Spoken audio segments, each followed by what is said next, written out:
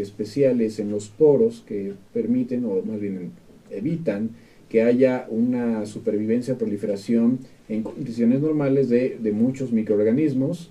E igualmente en el sudor, una de las sustancias que se producen son la lisocima. También hay algunos anticuerpos de tipo IgA que llegan a liberarse en este líquido y pues tienen propiedades pues destructivas de las paredes de ciertas bacterias o bien neutralizantes de algunas de sus toxinas. Entonces, bueno, es algo bastante impresionante lo que hace la piel. Sin embargo, si se llega a atravesar la piel, no todo está perdido, porque en la misma hay una gran cantidad de células en lo que es en la dermis, que es la parte un poco más profunda de la piel, casi llegando a la membrana basal, que es donde está ya muy cerca de los músculos, y ahí hay una gran cantidad de células inmunológicas, entre las que destacan principalmente las células de Langerhans, que son células dendríticas, se les llama de esta manera por su forma como dendritas, que son las famosas neuronas que tienen digamos que esas como apariencia como de estrellas de mar muy ramificadas. De hecho, se parecen más bien como a un árbol. Por eso tienen el nombre de células dendríticas, porque tienen grandes prolongaciones que permiten entrar en contacto con una gran cantidad de células blancas, de glóbulos blancos, que en este caso son los linfocitos, los que van a, digamos, censar la información que recogen estas células dendríticas, que son las grandes barredoras de pues, partículas extrañas, y traducen la información de lo que representan para hacer que estos linfocitos, que podríamos considerarlos los capitanes, tenientes generales del batallón, lleven finalmente al ejército a la conquista del enemigo invasor. Por otro lado se encuentran los peones. Los peones básicamente están recorriendo, pues igual que como son los peones, ¿verdad? Así como se ponían a hacer guardias en los castillos, caminando de un lugar para otro, igual lo hacen en el torrente sanguíneo, y estoy hablando especialmente de los neutrófilos, que también son un tipo de células blancas o de glóbulos blancos, que son los primeros en entrar en acción en el momento de la batalla, y los responsables de producir la famosa pus. Justamente cuando hay una gran destrucción de neutrófilos es que se produce la pus. Algo interesante es que los neutrófilos tienen la capacidad de estallar, de autoexplotar, para liberar su contenido y literalmente pues, surgir, o más bien producir una serie de redes donde se queda atrapado el microorganismo, y también, bueno, producir o liberar sus enzimas, que tienen un alto poder destructivo. De ahí que algunos tejidos, cuando esto no se controla, pueden llegar a ser dañados notablemente.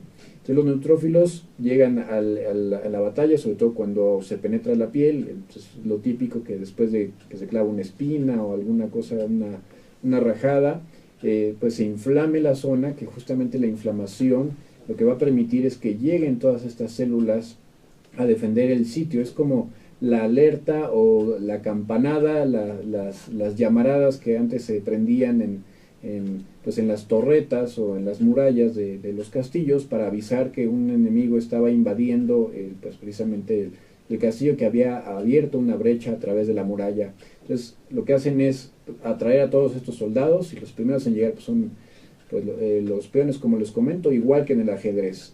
Muchos de ellos mueren en la batalla, pero permiten más o menos contener al enemigo y darle paso a la caballería. La caballería pues no es otra que los famosos macrófagos.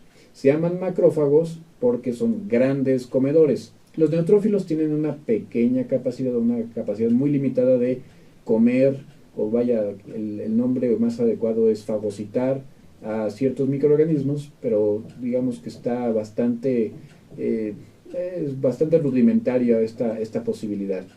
A diferencia de la caballería, que bueno, están como mejor instruidos, tienen un mayor tamaño, y inclusive algo muy interesante que puede suceder con los macrófagos es que pueden unirse entre sí, fusionarse.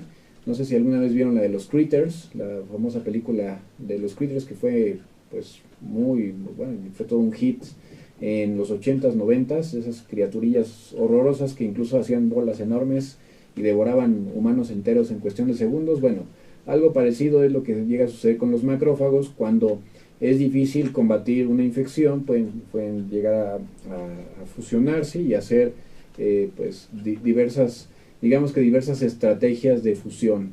Incluso se me ocurre ahora que están de moda los Power Rangers nuevamente, pues también como cuando no recuerdo cómo se llamaban esos robots que por separado eran,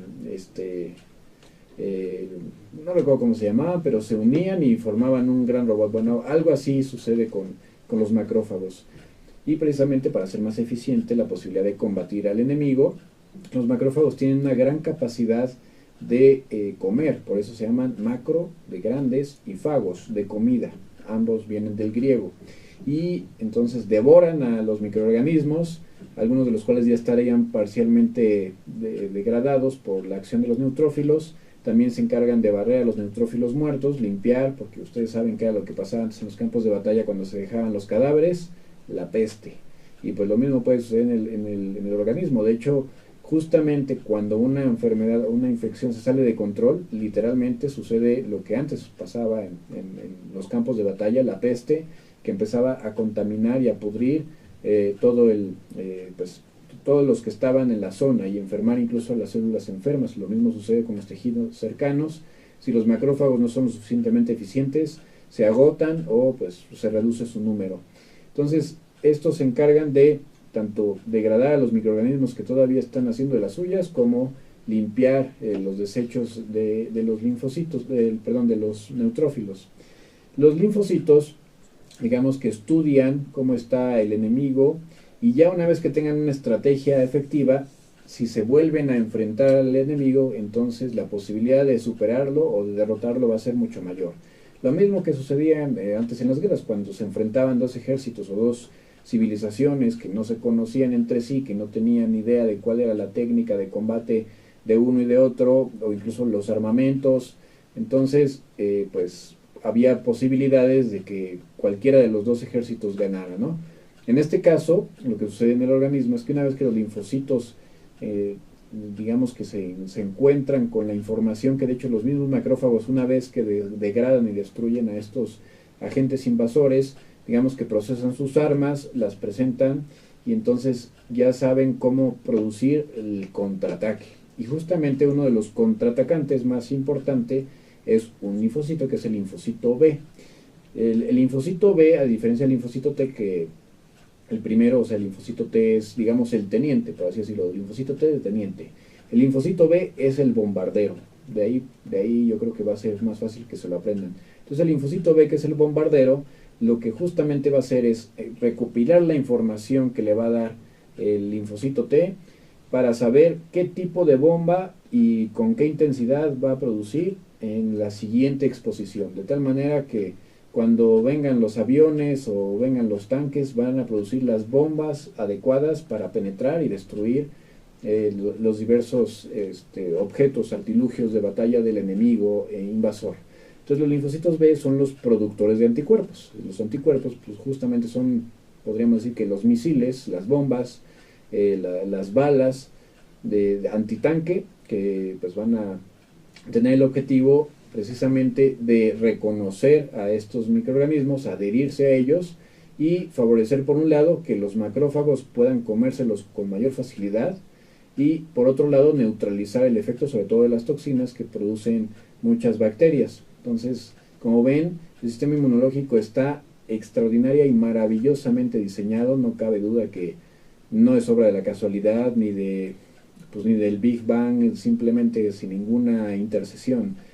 Por más que algunos en su soberbia atea quieran asegurar que esto fue cuestión de que las partículas se pusieron de acuerdo, es totalmente irracional pensar eso. No hay manera, porque no se ha podido reproducir en años y años y años, a pesar de que se ha vuelto a generar el famoso caldo nutritivo, la posibilidad siquiera de desarrollar una sola proteína infecciosa. Entonces, que esos son los famosos priones. Entonces, ni eso se ha podido desarrollar, ni virus, o sea, realmente todo tiene que tener un origen y un orden muy especial.